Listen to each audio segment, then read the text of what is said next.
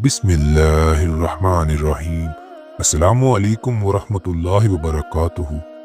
اسلام ایک مکمل ضابطہ حیات ہے جو انسان کو زندگی کے ہر پہلو میں رہنمائی فراہم کرتا ہے۔ اس ضابطہ حیات میں عورت کو خاص مقام اور عزت دی گئی ہے۔ اسلام نے عورت کو جو حقوق اور مرتبہ عطا کیا ہے وہ دنیا کے کسی اور نظام میں اس طرح نظر نہیں آتا۔ آج ہم اسلام کی روشنی میں عورت کے مقام، کردار اور حقوق پر بات کریں گے۔ اسلام سے پہلے زمانہ جاہلیت میں عورت کو حقیر اور بے حیثیت تصور کیا جاتا تھا۔ لڑکیوں کو زندہ دفن کرنا معمول کی بات تھی اور انہیں وراثت یا کوئی بھی بنیادی حقوق نہیں دیے جاتے تھے۔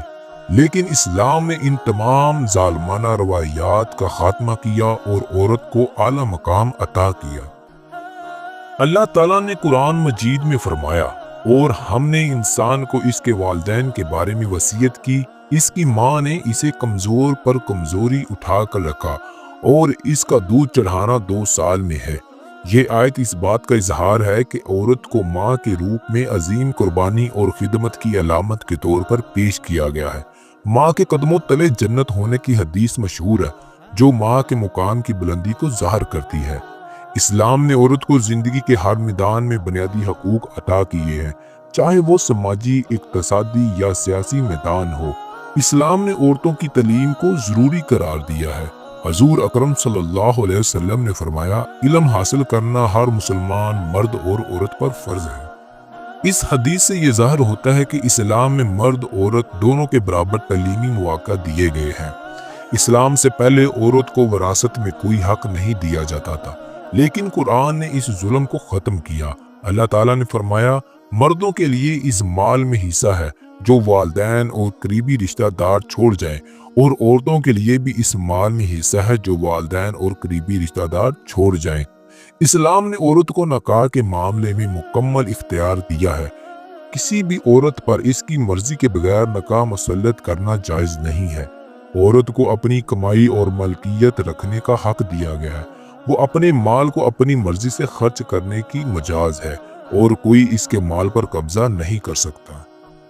اسلام نے عورت کو معاشرتی اور گھریلو زندگی میں اہم کردار ادا کرنے کا درس دیا ہے۔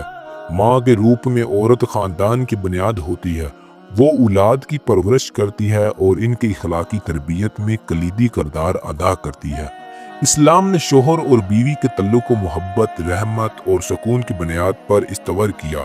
اللہ تعالیٰ نے قرآن میں فرمایا، اور اس کی نشانیوں میں سے یہ ہے کہ اس نے تمہارے لیے تمہاری ہی جنس سے جوڑے بنائے تاکہ تم ان کے پاس سکون پاؤ، اور اس نے تمہارے درمیان محبت اور رحمت پیدا کی۔ بیٹی کے طور پر عورت کو رحمت کا خطاب دیا گیا۔ حضور صلی اللہ علیہ وسلم نے فرمایا، جس شخص نے 3 بیٹیوں کی پرورش کی، انہیں ادب سکھایا اور ان کے ساتھ اچھا سلوک کیا، وہ جنت میں داخل ہوگا۔ اسلام عورت کی عزت اور احترام پر بہت زور دیتا ہے۔ اللہ کے رسول صلی اللہ علیہ وسلم نے عورتوں کے ساتھ حسن سلوک کی تعلیم دی اور فرمایا، تم میں سب سے بہتر وہ ہے جو اپنے گھر والوں کے لیے بہتر ہو، اور میں اپنے گھر والوں کے لیے سب سے بہتر ہوں۔ اسلام نے عورت کو آزادانہ فیصلے کرنے اور اپنی زندگی گزارنے کا حق دیا ہے، لیکن یہ آزادی شریعت کے دائرے میں ہوتی ہے تاکہ معاشرہ توازن اور انصاف پر قائم رہے۔ اسلام نے عورت کو بلند مقام عطا کیا ہے، جس کا مقصد نہ صرف اس کی عزت اور وقار کو بلند کرنا ہے بلکہ معاشرے میں ایک متوازن نظام قائم کرنا بھی ہے۔ عورت کو ماں، بیوی، بہن اور بیٹی کے طور پر اعلیٰ مقام دینے کے ساتھ ساتھ اس کے تمام بنیادی حقوق کو محفوظ کیا ہے۔